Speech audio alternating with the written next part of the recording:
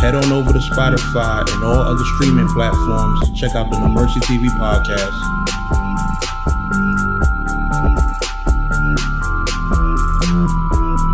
Handicap, never was it even.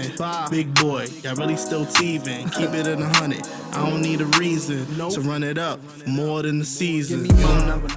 Everybody roll up, live your life. Drink the smoke ride, eat the drove life. We back outside, we gon' survive. Riding by, everybody know the vibes. I've been low, living hella high. When I'm riding by, everybody know the vibes. I've been low, getting hella fly. When I'm riding by, everybody know the vibes. I've been low, let's vibe. Yo, what's good, y'all? No Mercy, Trap New York shit, NoMercyTV.com. No Mercy TV podcast, man. We back in full effect. Who I have here, man, me and this guy got so much history, man. This is really like one of my closest friends. He's an artist, a great artist at that. Real passionate, real hungry, real competitive. You know, he just always been one of them people that really been about his artwork. And that's how we met. Like, we actually met on social media years ago. And decided to, you know, just start working together. And we gonna get into that though. But who I have here is my man Gleams. It's not Gleams, no. Not Gleams? Yeah. Yo, we gonna touch on that too. But first off, how's everything, man? God is great. Cool. Shit, what's been going on? A lot of things, man. Fucking things. Just put out my first project since 2018. Okay. Eighth and Ocean. I could find it on all streaming platforms. The lead single has Smoke DZA on the remix. Harlem shit. You'll never know. Shout out to Smoke DZA. Harlem. Shit, man. First of all, being that we on the Eighth and Ocean project, what was the inspiration behind it? Well, shout out to the producer. His name is Rez. He's from Miami. Okay. We kind of, you know, it was a collaboration. That's the first tape I did with one producer. Okay. No, second. No, first. So first tape that I done with one producer, and he's from Miami, and so I was like, what is my favorite place in Miami? And I remember Wet Willie's. Oh, okay. Mangoes down the block. Those are my two favorite places in Miami. That strip, like, I don't leave that strip, you know what I mean, when I go to Miami, like, you know. Okay. So it was I was like, oh shit, Eighth and Ocean. Okay. That's the street. Okay, so, you know, we eventually gonna catch up to where we are now, but man, oh man, do me and you have a lot of... So, breaking down when we first met, right? I want to say this was maybe around 2010 when I first got on Twitter, you know, started following all the people. Black Twitter. When I first started following all the people that I was following, you know, the Relion Smashes and the Fishy Ices and Nerd at the Cool Table and Wayne all the niggas.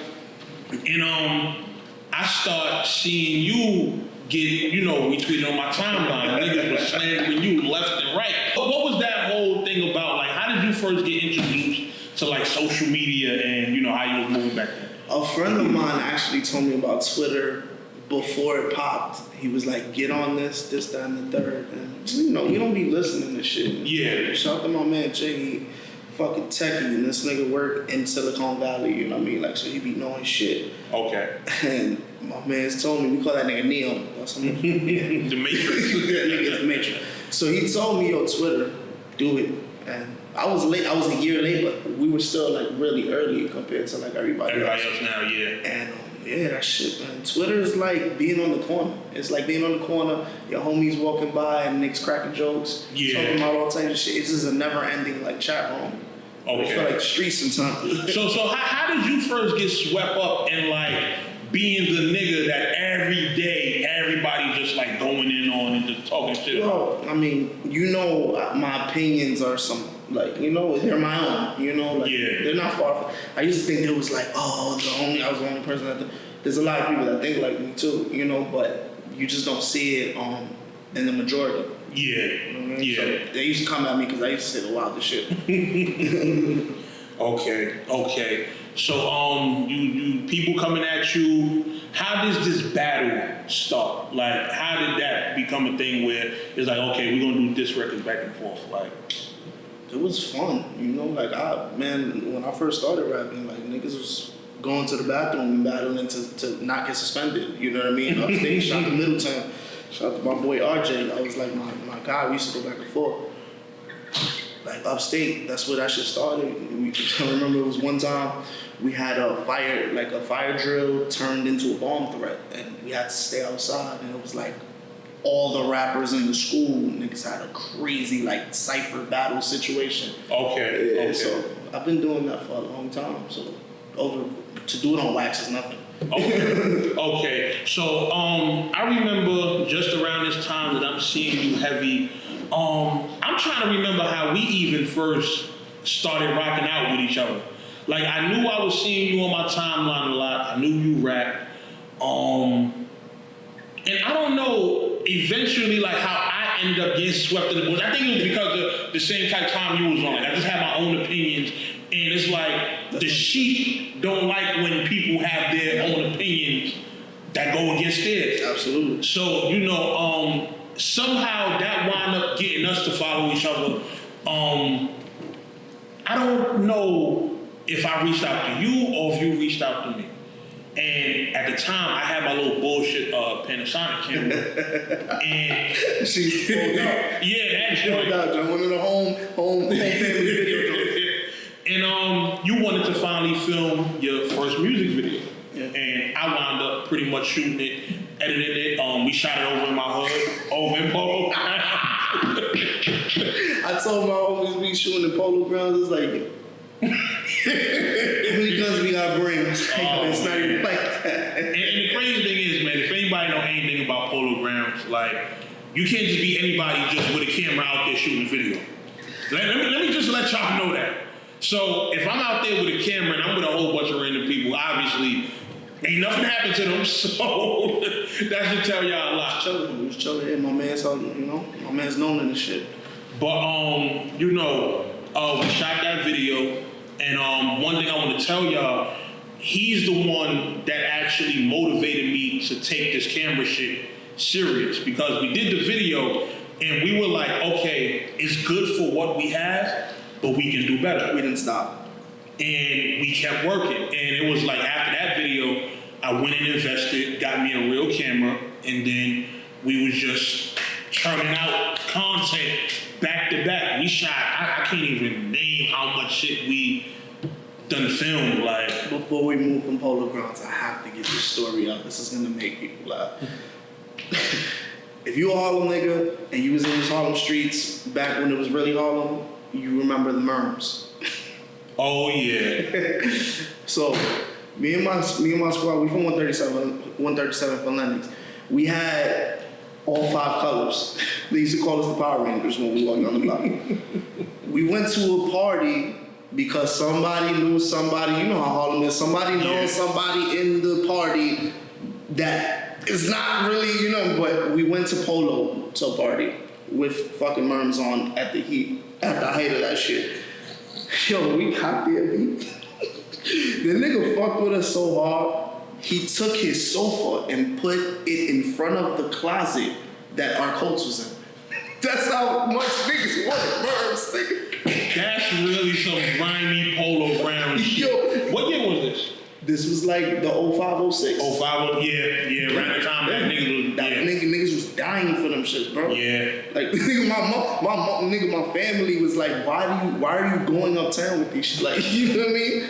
This when there were news articles about them coats, like, they were damn near ready to ban them shits because people were getting killed over. You know what I mean? It was like how the 8-ball jackets were back in the day. Niggas was getting killed over. Man, oh man, we came up during some crazy times. But yeah, ever since then, we just been working. You had times where you had to, I guess take a hiatus and, I took one hiatus. Pretty much. It was just a soul searching thing. Like, you know, like you gotta take time to find yourself and your purpose. You know what I mean? I was just running. Like, I don't know if we're gonna get to this, but Joe Budden brought me out on stage in 2011, and everything kind of just started going fast. And you know. So let's take it back, because that was like, I want to say probably your first huge moment.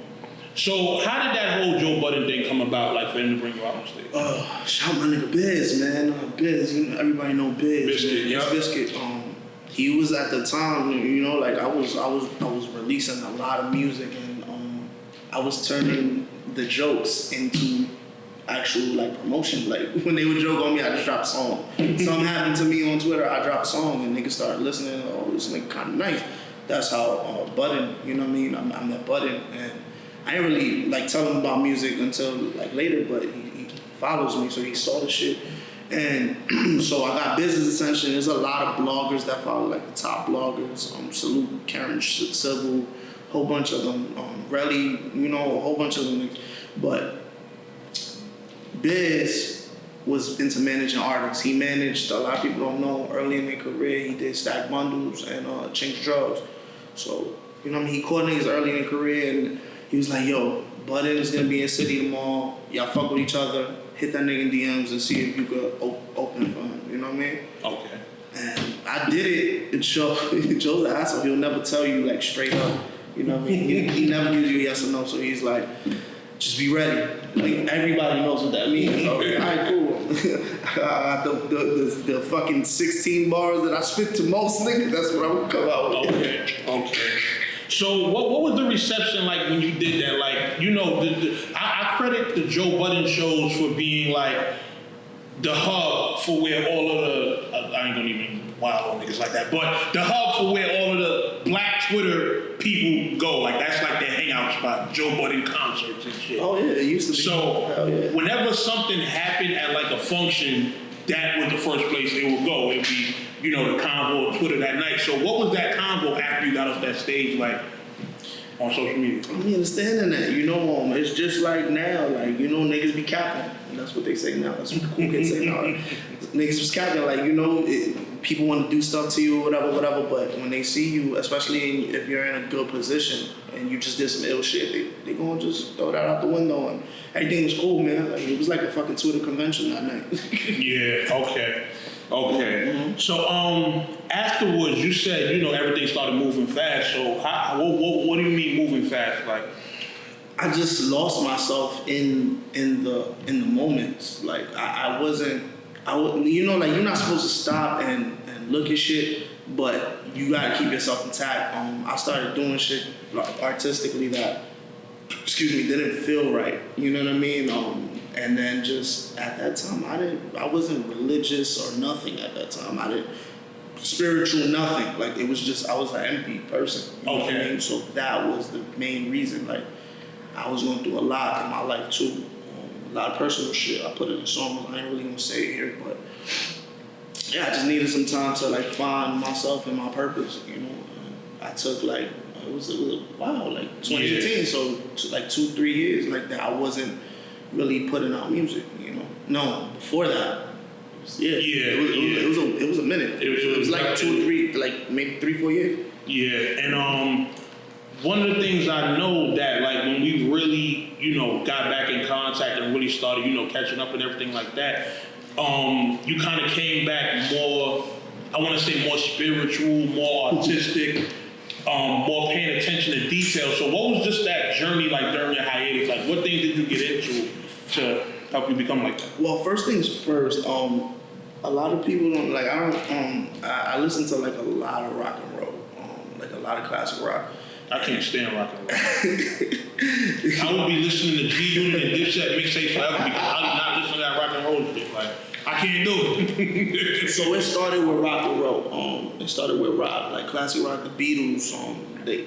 Like John Lennon changed my life. You know what I mean? Okay. And then you know when you get into John Lennon, you start Beatles, and then you Jimi Hendrix, then Rolling Stone. It just don't stop, and it just gave me a different perspective on music. it like broadened my horizon with music. I was super fucking lame for that shit. But then also I got into like visual art. Okay. So like I started going to museums. Like I had a job at a museum at the Whitney downtown, and I remember it got to a point where I was like, "Yo, son, like these people look like they're having a great time. Like I don't want to be the security guard watching you. I want to enjoy this." And I started seeing like the artist reps and the artists themselves come in and explaining the pieces. You know, we niggas from the hood, so we don't know shit. We're not. Yeah. A lot of us aren't taught about art. Okay. I hate when people say culture, dude. That shit is not culture. It's what you like. What you like. You know what I mean? That's art is art. It's not. You're not cultured if you don't like art. I don't like that term. Everybody says you're cultured if you go to museums or whatever. But anyways, so nigga, what got me? Cause he know like I'm a thinker and I like the fucking the hard way of life. You know what I mean? Yeah. A nigga said there's a science of light to a painting, and I'm like, what? The fuck you mean there's a science of light? How the light bounces off? I still don't know what the fuck it means, but he broke it down to me like it was a lot, and I was like, what the fuck? These artists don't just pick shit up and start drawing shit. Like, it's just like when we do songs. It's just like when niggas make movies. Like, that's their, like, you know, expression. And when I saw it was that deep, I instantly fell in love, and I started going to museums, galleries, you know, and that also like just changed me a lot. And most importantly, the spiritual part. Okay. Yeah. Okay, so how did you make the decision, like, okay, you found yourself spiritually, you are learning about art and everything. How did you make the decision to bleed it into the music? It just happens. It's not like a decision. You just start seeing yourself doing different shit, doing things different ways than you did them before. And it's just no other explanation as to why you're doing that other than these new avenues that you've been introduced to. Okay. Yeah. So you just start, you know, just I guess maybe your writing and how you compose and everything kind of changed. Yeah. I just started being more patient.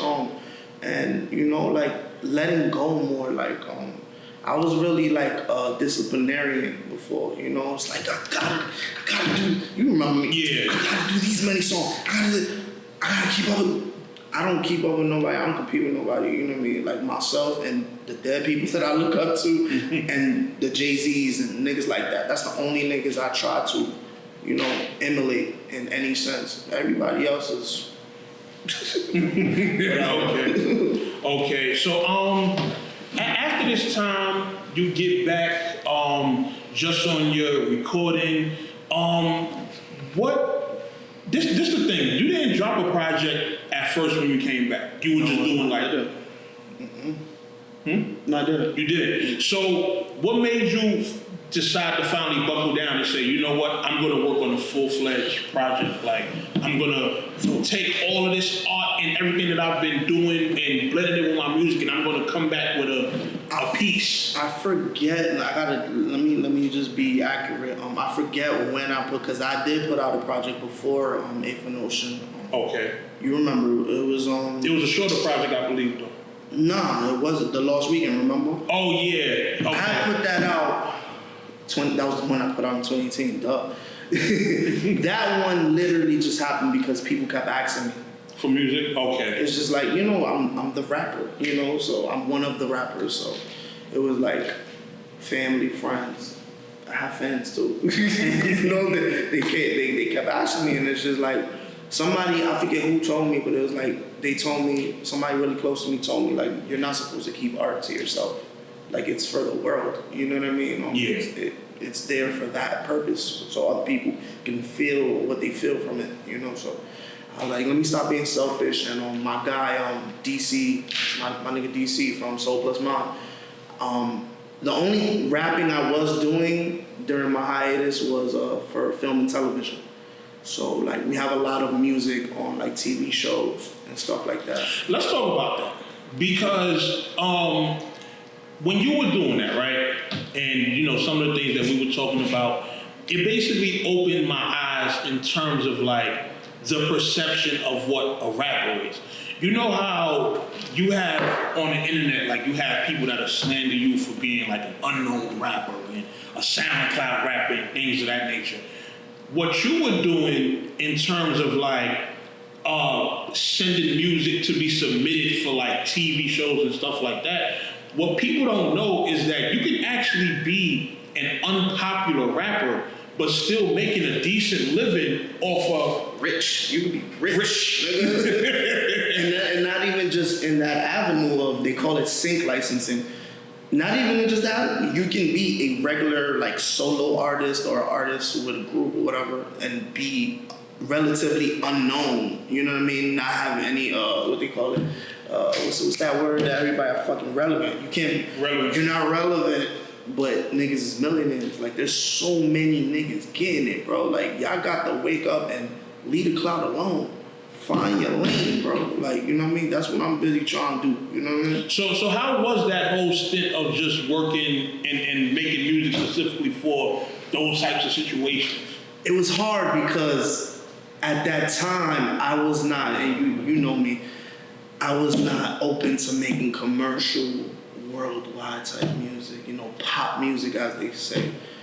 I wanted to be Nas. I wanted to be Tupac. Just the defiant rapper. Basically. I just wanted to have a message. That was the most important thing to me. It still is, but I wasn't leaving myself open to other forms of the art. And you know, one of the things I tend to know is like, let's say you do a song for like WWE, right? And your shit becomes like entrance music for like a real popular wrestler. You can literally live off the royalties of something like that alone and just be living and doing probably other shit. Jingles. Who's the Pusha T? For the fucking McDonald's. Yeah. Nobody really knew about that till like a few years ago when he said it, but he made $100K. Yeah. And he could have, if you know he was young when he did it, he could have said, you know, if he had his paperwork right, give me the royalties. What? Yeah. Probably be a billionaire or something right now off of that. But again, yeah, I wasn't doing it myself. Like, I had a producer that I'm still signed to. DC, he's the one, he got his catalog is stupid. Like, he still does this shit. Like, he has mad artists. He's the one that helped me out with that shit. So he basically is like the middleman between your music and... He's the nigga in Colombia with all the coke. You know what I'm saying? he got if you want to do sync license, that's the nigga. Like, Okay. And just how did that whole thing pan out for you in terms of like, did you get any placements? Yeah, man, like I gotta go to like my royalty statements. It's crazy. It'd be like NBA shows, you know, NBA Action one day. It'd be Black Ink Crew. It'd be this on CBS. It'd be that. Like, and I used to have like people hitting me up like, yo, was that your song that just played in the background? Like, it'd be the main one I remember was I believe Scorpion on CBS. Yeah, and it's just like, it would be so weird. Like, I'm just sitting at home, you know what I mean, working on music, and yo, your song, how you have your song? My man DC, like, you know what I mean? He hooked the nigga up, he showed me how to get money in this shit. Okay, so now that you're back into the fold for real in terms of just making music the way that you want to do it, you definitely switched up your style a lot in terms of like doing more creative hooks and kind of singing and doing all of the harmonizing and stuff like that. What made you decide to go that way? Art. I realized that I used to say, I'm not a rapper, I'm an artist. Rap is an art. There's different forms of it. I was just really close-minded before, and I didn't want to sell out or whatever, you know what I mean? Yeah. But, nigga, rap is rap, art is art. You can do it different ways, and you'll be all right. You just, again, you don't lose yourself in it. Okay. So in terms of just how we watched rap evolve over the years, like what are some of the key things that you've been taking away just from what you've been seeing in terms of like the climate of music, especially rap music right now? Music doesn't really matter. Like it's not even about music. It's just about a vibe. Okay. It's about the vibe that the music is. It's not about the quality of it. Like a lot of the shit is, you know, it's cool, you know, but it's not anything that we're gonna listen to 5-10 years from now. You know, like we're gonna forget about these things, but it's making a lot of people rich. It's taking a lot of people out of the struggle, so it's a beautiful thing still. So do you believe that there's a thing as making timeless music currently? Yeah. You think it's possible to make stuff that we all gonna listen to? Of course, yeah. I mean, we got a few. It's not many of them, but it's a few artists that are doing it. You know, You know, the Kendricks, the J. Coles. You know, Pusha T. You know, there's a few of them that still want to do that. But that's the thing to me. Niggas don't want to do that. It's work. It takes time and effort to give a great project. Niggas don't want to send us to. We were just talking about how song formats switched. We'll get to that, but yeah, like. But nah, we can jump into it. Yeah, you know, because me personally, right? I was a huge I'm from, you know, G Unit, Dipset, and all that. Eminem, DMX. A lot of these guys would have the dope 5-minute, 4-minute records, and the posse cuts are just the whole camp just going in. Like one of my personal favorites is like "Bitch Please" Part 2, with Nate Dogg, Eminem, Dre. Remember Reservoir Dogs, 24 Hours to Live. 24 Hours to Live. Those type of records. Man for TV, come on. And nowadays, I feel like the climate is more so 2-minute, sometimes even under 2 minutes on a record. Like it makes sense though. Like when you think about it, it's just there's so much music. It's retarded. Like we're sitting here, probably like 1,000 artists uploaded a song or two just now. Yeah, that's true. There's literally, it's not even, you don't even have to pay to upload your shit to our platforms no more. Like YouTube always been free, you know what I mean? So it's just oversaturation to the max now. Like we used to say that in the blog era, and then before that, oversaturated. Nigga, that shit oversaturated. So yeah. Do you think it sacrificed the quality of the overall product? Of course.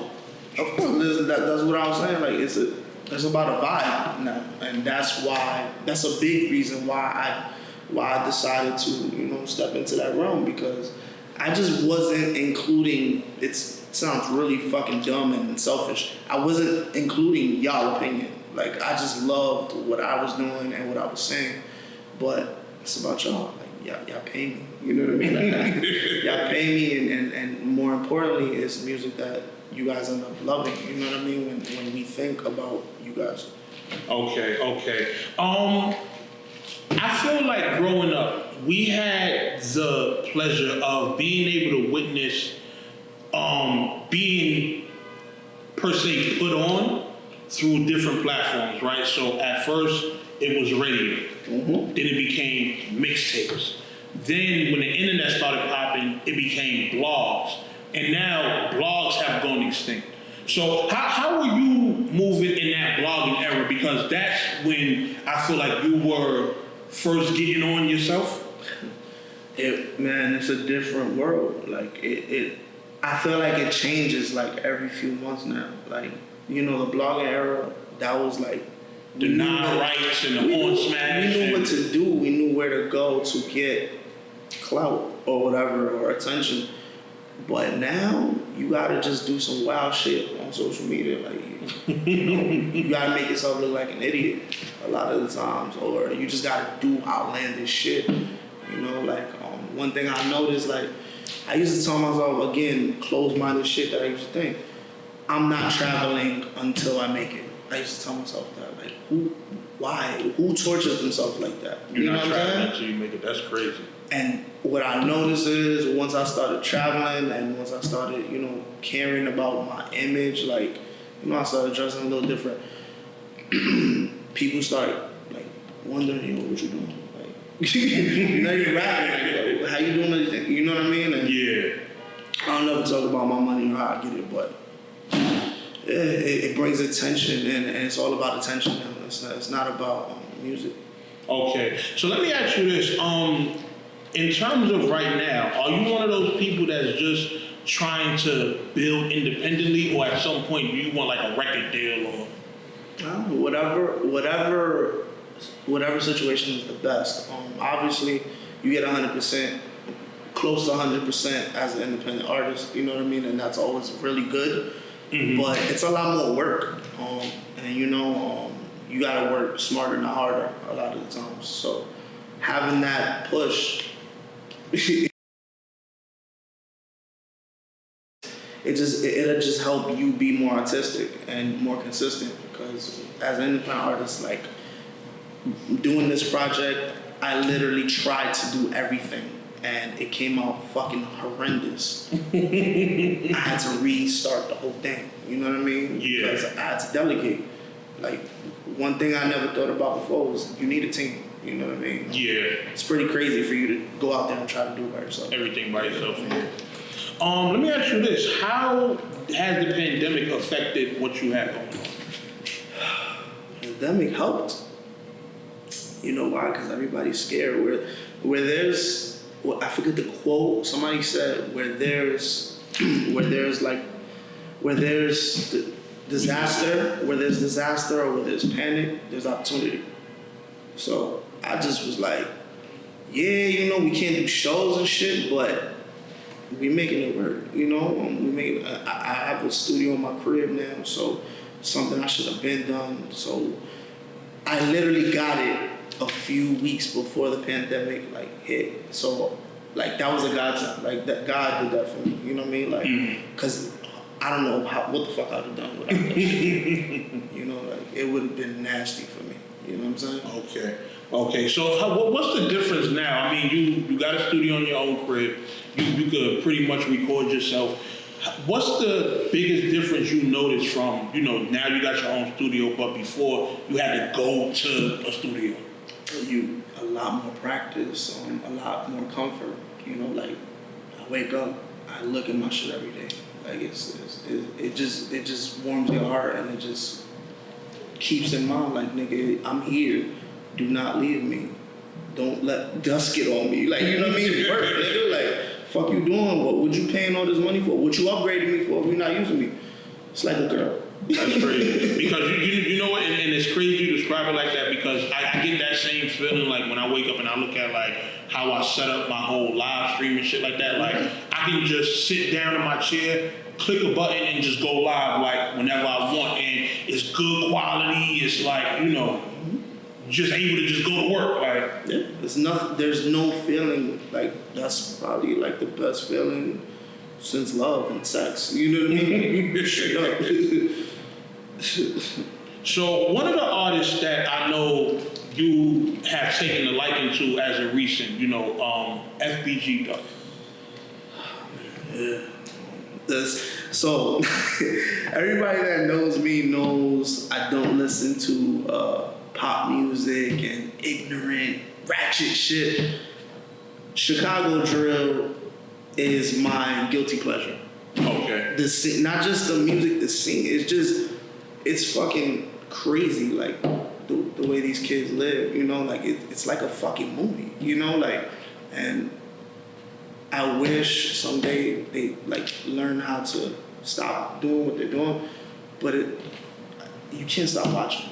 You can't stop paying attention, and the music is fucking energetic. The vibes that people get from the pop music that's out. I don't want to name no names, but yeah, the pop music, the most popular music that's out, that's on Billboard. I get that feeling from the Chicago guys. The main reason is they actually live what they're talking about. When art imitates life, it's the most powerful.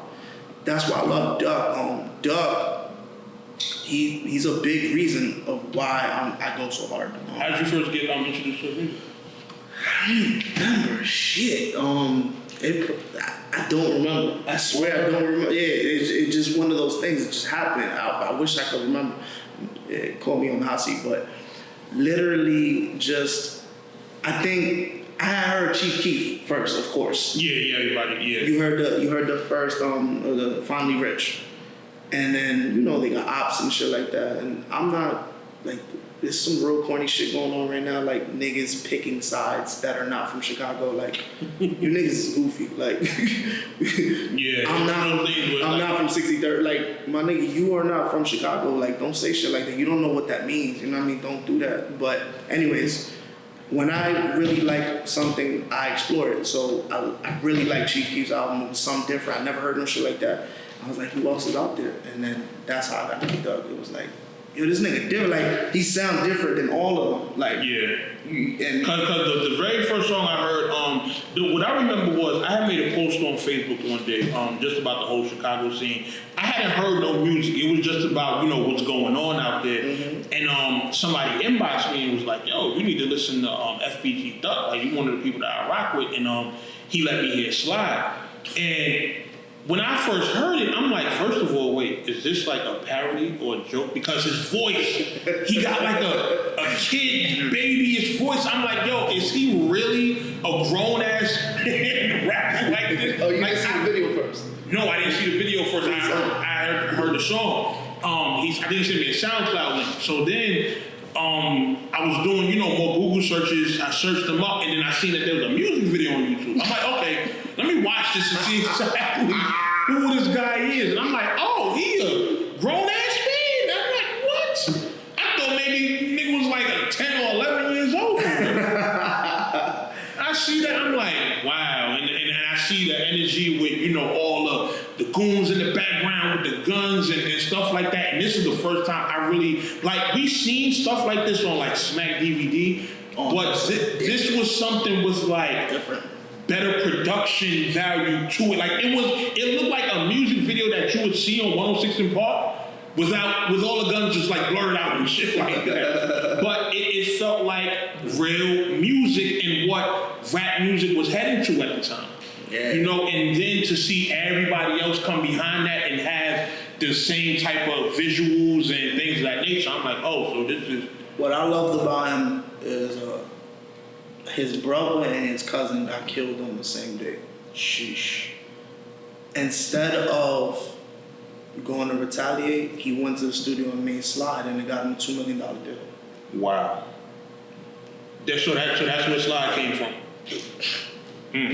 He has interviews. He said, bro, like he's lost his brother and sister to the streets, cousins, like, you know, like, it's just crazy. And instead of him going out and ruining his own life, he changed his family's life. You know what I mean? And that's what inspired me. It's not about I like the gang shit. I'm not a gang member or nothing like that. Yeah. It's the soul that nigga had. He was a real nigga too. Like, you know what I mean? Everybody says it. Everybody except his opposite say he was a real nigga. And then I even seen the interview that, you know, Vlad did with his moms, and she done lost what, damn near all her kids. She has, I think she has like 10 kids, and she lost like 3 of them to like the streets. It's crazy. It's crazy, yeah. So, and again, like, when I really like something, like, I like do my homework on it. So I heard all that nigga music, and I know a little something about, you know what I mean, what the nigga went through. Just rest in peace, man. Like, you know, you live by the streets, you don't die by the streets, you know. But that shit was sad. That nigga really changed like his whole family's life. So how did that affect you when, you know, he basically... That shit hurt, bro. I'm not gonna lie. Like, the way Nipsey hurt, it hurt me like that, because like that nigga was literally like my influence to start rapping again, like at the consistency. This nigga, I was like, just putting out a video a week, you know what I mean? I'm seeing him, like, nigga, I gotta step it, you know what I mean? Like, yeah. it was like that, and, you know, like, again, I'm not a gang member or nothing like that. It's just the nigga's work ethic and talent was retarded, you know what I mean? And I like shit like that, and the nigga life story is like some other shit, you know? So what was some of the main things you took from him in terms of like your own art? Like, I know you mentioned the consistency. I gotta turn up, you know, like I can't. If that nigga was able to make a hit record after all that shit he's been through, like, not to mention all the friends he's lost, and he could do that, niggas, anybody can do anything. You can overcome anything, bro. Like, you know what I mean? That's what I took. That's why I love that nigga. You know what I mean? Like, yeah. I never met the nigga. I never talked to the nigga. You know what I mean? But just as from artist to artist, like, I love that nigga as an artist. Okay. So, I mean, shit. I don't really feel like we got too much more content to cover. I feel like we pretty much got your backstory. We done caught up to, you know, what you got going on now. I think the one thing left to ask is what's on the horizon, you know, next. Oh yeah, I mean, something else we could talk about is my clothes. Oh yeah, you do got the. You know, I started doing merch. Never know. It spawned from my single, the first song that I put out since 2018. Never know. Like I told you, it's a completely different style from everything I've ever done. Like I know, like everybody that knew me when they heard that, like, what the fuck, you know what I mean? Yeah. But it's a really good song. And Yeah. I Smoke on the remix, you know, and I changed the whole format of the song on the remix, like. Yeah. So that shit, it spawned from that, but more importantly, it's not like merch. It's a lifestyle. You never know. Like life is unexpected. So that's what I'm gonna roll with. You know, I have hoodies, t-shirts, you know, hats. I just put out mugs the other day. You know, like I'm just trying to get the people some that they can hold on to. How can they get everything? Where can they go to? Notgleams.com, NOTGLEAMS.com. Everything is there. My music is there. The merch is there. It's not expensive, you know. I come from the hood too, you know what I mean? I'm not trying to hit niggas over the head. The shipping works really like efficient. Like I'm surprised. I do drop shipping. It comes within a week, you know what I mean? So. Okay, you know what? One thing I do want to talk about. Let's talk about the creative process behind the videos that we have shot for this album because, like, yes, man. Listen, we shot. I feel like for what niggas normally do, I feel like we shot a lot in a decent amount of time. I mean, what do? We got 3 out right now. We got 3 out. We got more content. We're doing more content. We right still now. got the Purgatory joint. We're doing content right now. We still got Purgatory coming. Already got the next song lined up. I'm gonna send it to get mastered this week. You know what I mean? Like we're hitting you niggas every fucking chance we get. You hear me? You'll never know. That was bigger in terms of the production value. Hell yeah. In terms of everything we did that day. I never had a real shoot. You know what I mean? Like you know, where there's mad people and there's this, that, there's scenes, there's a storyline, and the song just felt right for that, you know, and it was my first song coming back, so like we had to do something grand, you know what I mean? Mm-hmm. And we collaborated on the story, like we literally did it on the fly. Yeah. And I think that's one of the dope elements about how we work is just that we can do a lot of shit on the fly. Like, or we might have original plans and then change and make little edits as we are in the middle of filming shit. Like, oh, shout out to my nigga Twan. He helped he co-directed the last joint we did, Low. That shit came out through another like storyline on the fly. Like we was just there in Queens. What part of Queens that was? Yeah, we was over in Briarwood. Yeah, like Briarwood. Yeah, rest in peace, that Chinks, man. Chinks, yeah. Around where he passed and shit like that, and the shit just came out magical. Like it was crazy. You know what I mean? We did fine. That was just us. You know, we pretty much just we just shot. You know, yeah. We didn't really have too much planned, but that'll probably be the last video that we do like that. You know what I mean? Unless the new format joins. You know? Yeah. I mean, shit, we work good by doing shit like that and still, you know, make something crazy out of it. So it's like, you know, that element, we can go either way. We can either do something where we're gonna plan, or we do something where we just gonna freestyle a little bit, you know, when putting the shit together. So, you know, what's next to come just in terms of music? Like you said, you got the next song lined up. You plan on doing a project, or you just doing singles, or? We're just gonna bust your ass every week. You know, every week something new is coming, so just be prepared. Every song is gonna be different.